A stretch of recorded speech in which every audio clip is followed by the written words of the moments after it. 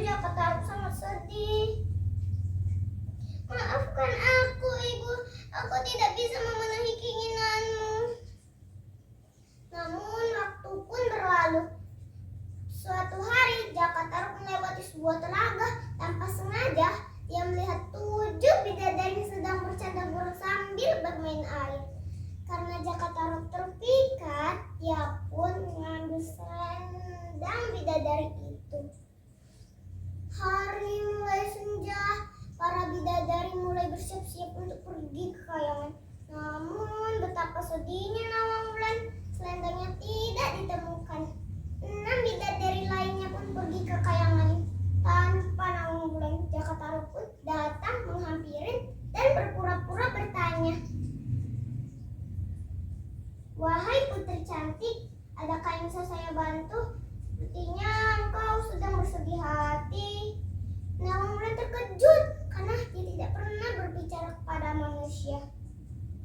"Iya, aku mencari selendangku. Apakah engkau melihatnya?"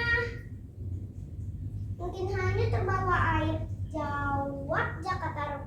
Singkat cerita, Nawangwulan dan Jaka Tarub pun menikah. Mereka memiliki seorang anak laki-laki yang diberi nama Nawangsi.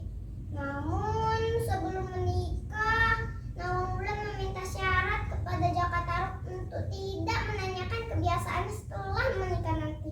Rahasia Nawangwulan adalah dia dapat memasak nasi dengan hanya 1 butir beras. Setelah menikah, Jaka Tarub heran karena dia tidak pernah melihat Nawangwulan mengumbuk padi ataupun menapih beras. Karena rasa penasaran, dia pun mengambil panci yang biasa digunakan Nawangwulan untuk memasak nasi. Sejak saat itu, Nawangwulan kehilangan kesaktiannya. Tiap harinya dia harus mengambil padi di lumbung untuk ditumbuk dan ditampih. Semakin lama tumpukan padi semakin sedikit. Tanpa sengaja, dia melihat selendangnya di antara tumpukan padi.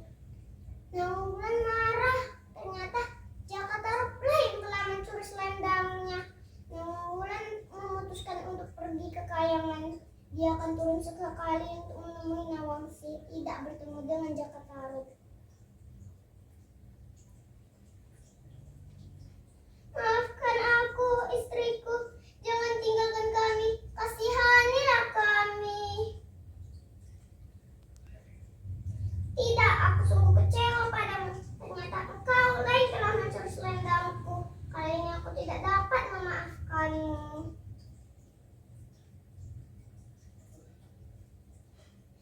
Jaka Tarub hanya bisa memandang kepergiannya Nawangwulan sambil mendekap Nawangsi. Dia sadar bahwa kesalahan tak termaafkan. Nah, pesan moral dari cerita ini adalah kita harus bersikap jujur dan menjaga kepercayaan orang lain terhadap kita.